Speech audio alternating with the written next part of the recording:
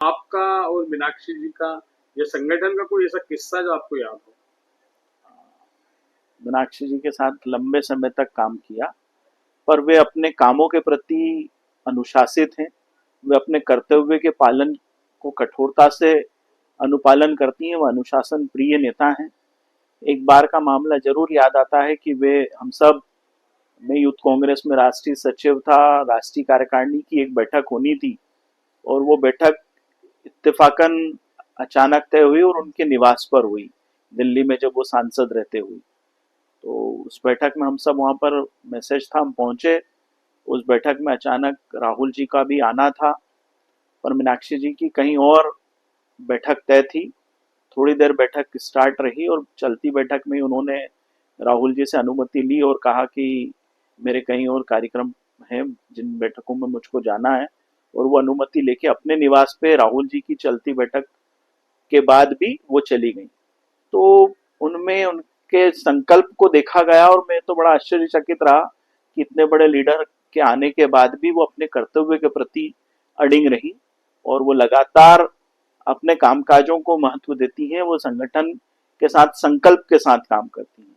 उनका हफ्ते में एक दिन मौन व्रत रखने जैसा काम हो, वो निरंतर रखती हैं। चाहे उस दौरान कितनी महत्वपूर्ण बैठकें भी हों, तो भी वो बैठकें भी करती हैं, पर अपने व्रत का पालन करती हैं। कई पद यात्राओं के माध्यम से देखा, नर्मदा की पद यात्रा उन्होंने की और बिना छुट्टी लिए वो पद यात्राएं पूरी की। एक दिन में वो 25-25 किलोमीटर पैदल चलती थी और उसी स्थान पर अगले हफ्ते वापस आकर वहीं से अपनी बैठक, अपनी यात्रा को फिर प्रारंभ करती थी।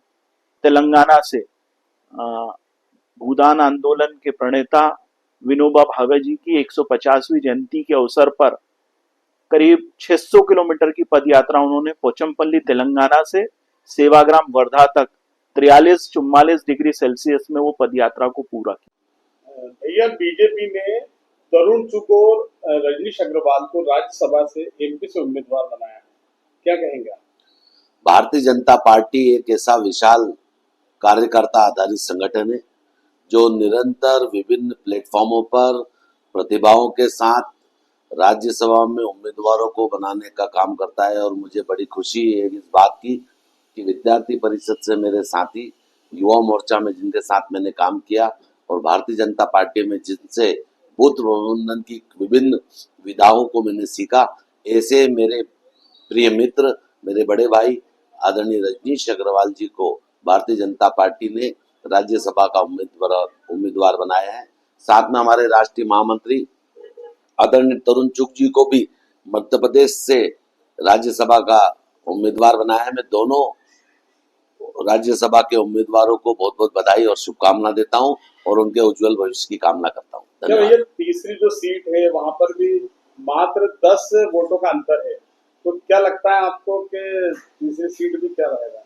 निश्चित रूप से मैं तो आज शुभकामनाएं दूंगा। तीसरी सीट और क्या गणित और क्या व्यवस्था है, ये हमारा प्रदेश और राष्ट्रीय नेतृत्व देखेगा।